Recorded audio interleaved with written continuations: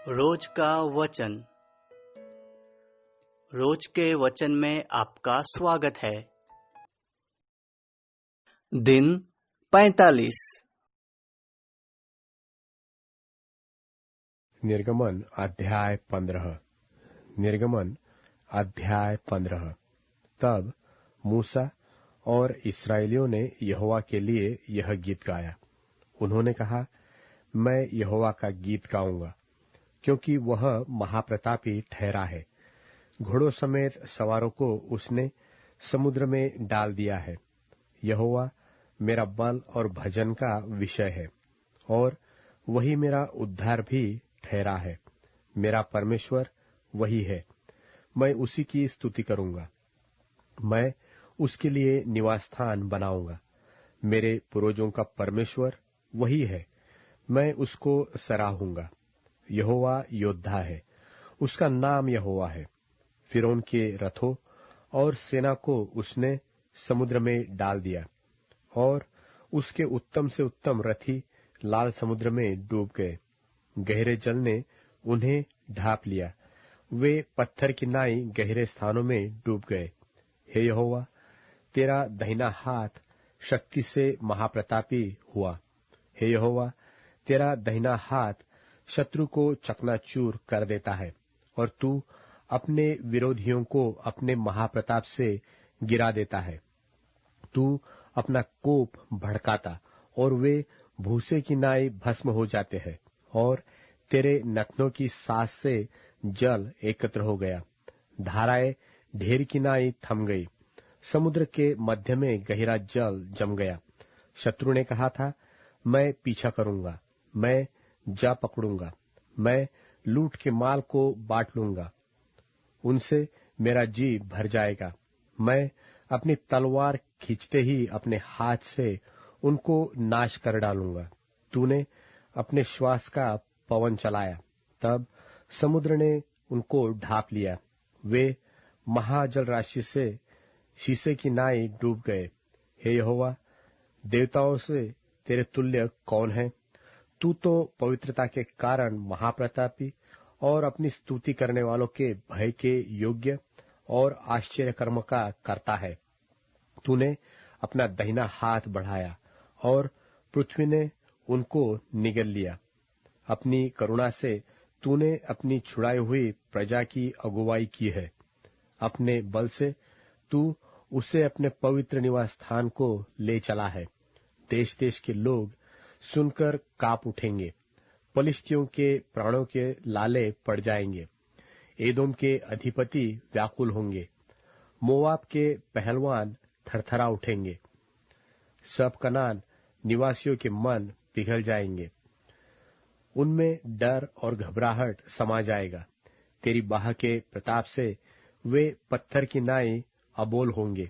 जब तक, हे यहोवा, तेरी प्रजा के लोग निकल न जाए, जब तक तेरी प्रजा के लोग जिनको तूने मोल लिया है पार न निकल जाए, तू उन्हें पहुंचाकर अपने निज भाग वाले पहाड़ पर बसाएगा।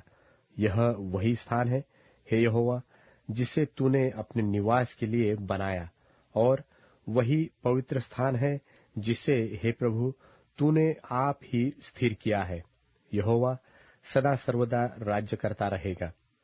यह गीत गाने का कारण यह है कि फिरौन के घोड़े रथों और सवारों समेत समुद्र के बीच में चले गए, और यहोवा उनके ऊपर समुद्र का जल लौटा ले आया।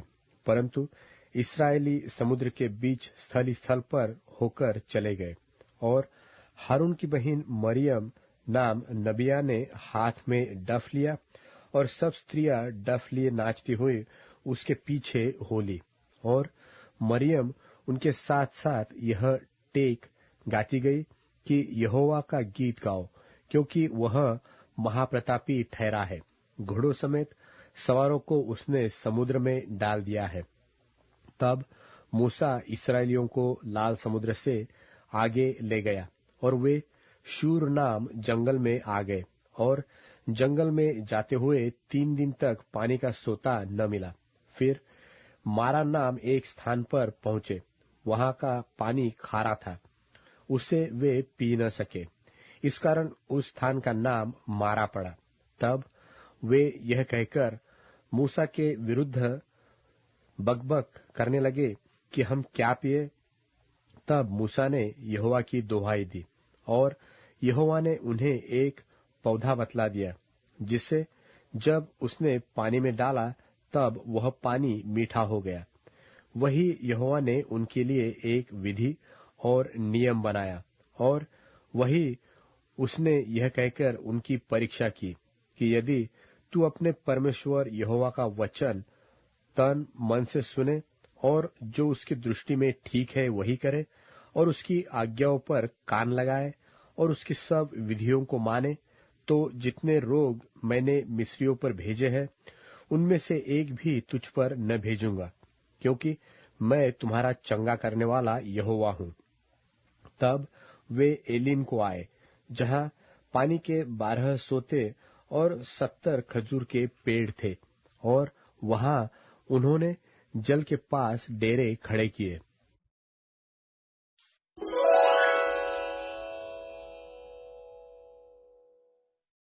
निर्गमन अध्याय 16। निर्गमन अध्याय 16। फिर एलीम से कूच करके इस्राएलियों की सारी मंडली मिस्र देश से निकलने के महीने के दूसरे महीने के 15वें दिन को सीन नाम जंगल में, जो एलीम और सीनै पर्वत के बीच में है, आ पहुंची। जंगल में इस्राएलियों की सारी मंडली मूसा और हारून के विरुद्ध बकझक करने लगी, और इस्राएली उनसे कहने लगे कि जब हम मिस्र देश में मांस की हड्डियों के पास बैठकर मनमाना भोजन खाते थे, तब यदि हम यहोवा के हाथ से मार डाले भी जाते तो उत्तम वही था। पर तुम हमको इस जंगल में इसलिए निकाल ले आए हो कि इस सारे समाज को भूखों मार डालो। तब यहोवा ने मूसा से कहा, देखो, मैं तुम लोगों के लिए आकाश से भोजन वस्तु बरसाऊंगा, और ये लोग प्रतिदिन बाहर जाकर प्रतिदिन का भोजन इकट्ठा करेंगे। इससे मैं उनकी परीक्षा करूंगा कि ये मेरी व्यवस्था पर चलेंगे कि नहीं, और ऐसा होगा कि 6वें दिन वह भोजन और दिनों से ज्यादा दूना होगा। इसलिए जो कुछ वे उस दिन बटोरे उसे तैयार कर रखे।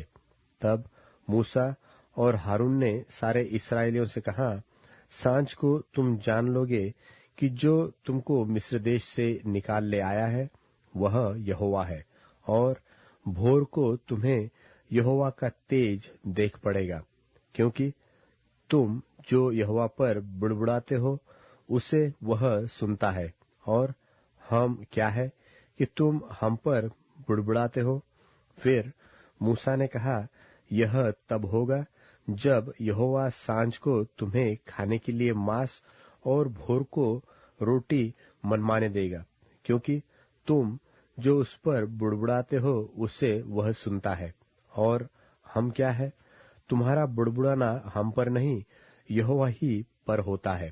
फिर मूसा ने हारून से कहा, इस्राएलियों की सारी मंडली को आज्ञा दे कि यहोवा के सामने वरन उसके समीप आवे, क्योंकि उसने उनका बुड़बुड़ाना सुना है। और ऐसा हुआ कि जब हारून इस्राएलियों की सारी मंडली से ऐसी ही बातें कर रहा था कि उन्होंने जंगल की ओर दृष्टि करके देखा, और उनको यहोवा का तेज बादल में दिखाई दिया। तब यहोवा ने मूसा से कहा, इस्राएलियों का बुड़बुड़ाना मैंने सुना है। उनसे कह कि गोधूली के समय तुम मांस खाओगे, और भोर को तुम रोटी से तृप्त हो जाओगे, और तुम यह जान लोगे कि मैं तुम्हारा परमेश्वर यहोवा हूँ। और ऐसा हुआ कि सांझ को बटेरें आकर सारी छावनी पर बैठ गई, और भोर को छावनी के चारों ओर ओस पड़ी। और जब ओस सूख गए तो वे क्या देखते हैं कि जंगल की भूमि पर छोटे छोटे छिलके पाले के किनकों के समान पड़े हैं। यह देखकर इस्राएली, जो न जानते थे कि यह क्या वस्तु है, सो आपस में कहने लगे, यह तो मन्ना है। तब मूसा ने उनसे कहा, यह तो वही भोजन वस्तु है जिसे यहोवा तुम्हें खाने के लिए देता है। तो जो आज्ञा यहोवा ने दी है वह यह है कि तुम उसमें से अपने अपने खाने के योग्य बटोरा करना, अर्थात अपने अपने प्राणियों की गिनती के अनुसार प्रति मनुष्य के पीछे एक एक ओमेर बटोरना। जिसके डेरे में जितने हो वह उन्हीं भर के लिए बटोरा करे।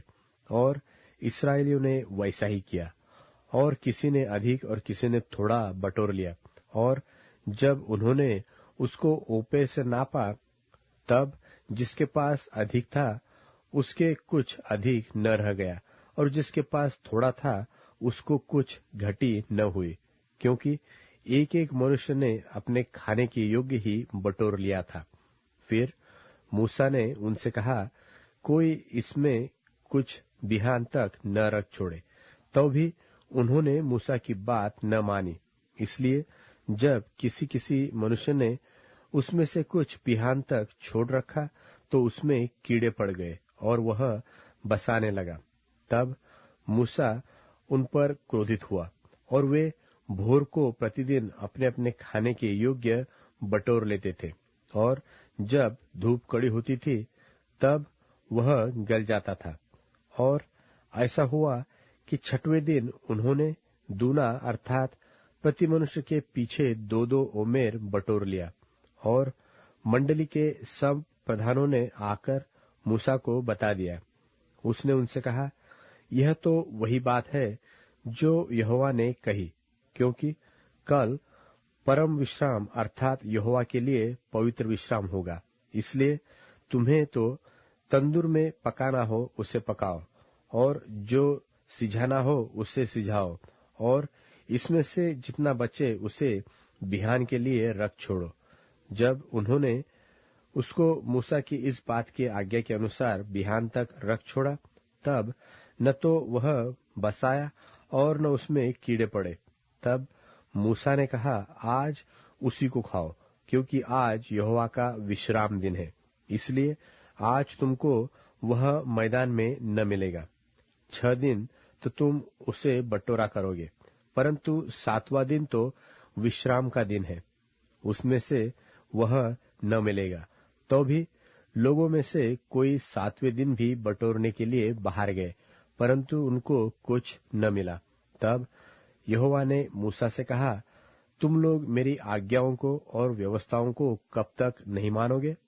देखो, यहोवा ने जो तुमको विश्राम का दिन दिया है, इसी कारण वह 6वें दिन को 2 दिन का भोजन तुम्हें देता है। इसलिए तुम अपने अपने यहाँ बैठे रहना। 7वें दिन कोई अपने स्थान से बाहर न जाना। लोगों ने 7वें दिन विश्राम किया, और इस्राएल के घराने वालों ने उस वस्तु का नाम मन्ना रखा, और वह धनिया के समान श्वेत था, और उसका स्वाद मधु के बने हुए पुए का सा था।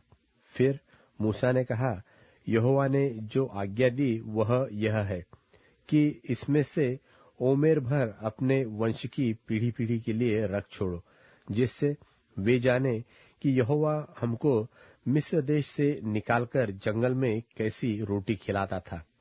तब मूसा ने हारून से कहा, एक पात्र लेकर उसमें ओमेर भर लेकर उसे यहोवा के आगे धर दे, कि वह तुम्हारी पीढ़ियों के लिए रखा रहे। जैसी आज्ञा यहोवा ने मूसा को दी थी, उसी के अनुसार हारून ने उसको साक्षी के संदूक के आगे धर दिया, कि वह वही रखा रहे। इस्राएली जब तक बचे हुए देश में न पहुंचे तब तक अर्थात 40 वर्ष तक मन्ना को खाते रहे। वे जब तक कनान देश के सिवाने पर नहीं पहुंचे तब तक मन्ना को खाते रहे। 1 ओमेर तो एपा का 10वां भाग है।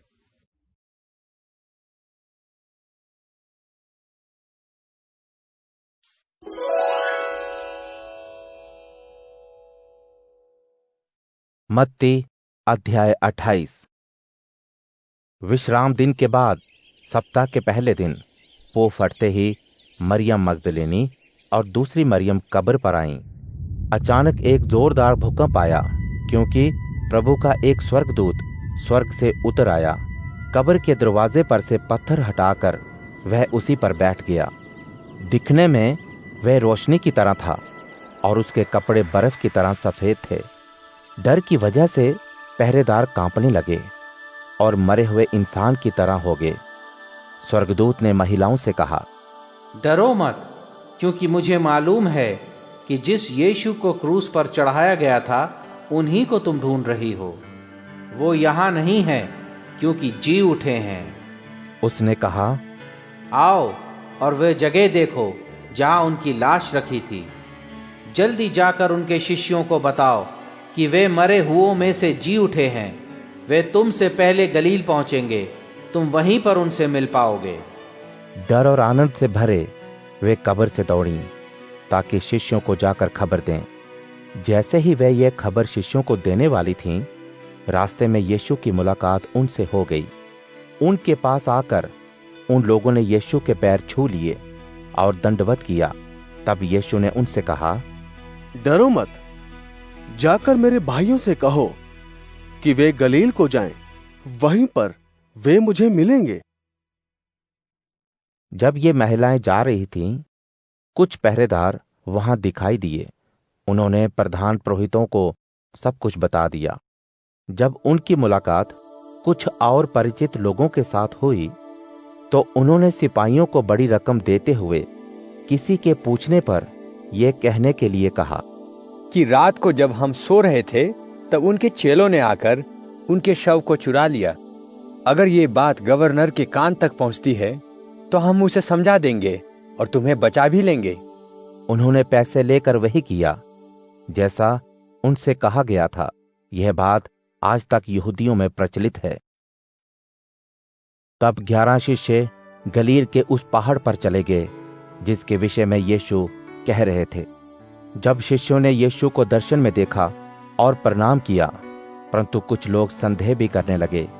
यीशु ने आकर उनसे कहा, स्वर्ग और पृथ्वी का सारा अधिकार मुझे दिया गया है, इसलिए जाकर सभी देशों के लोगों को शिष्य बनाओ। उन्हें पिता, पुत्र और पवित्र आत्मा के नाम से बपतिस्मा दो। जो आज्ञाएं मैंने दी हैं उन्हें मानना सिखाओ। देखो, जब तक कि दुनिया का अंत ना हो, मैं तुम्हारे साथ हूं।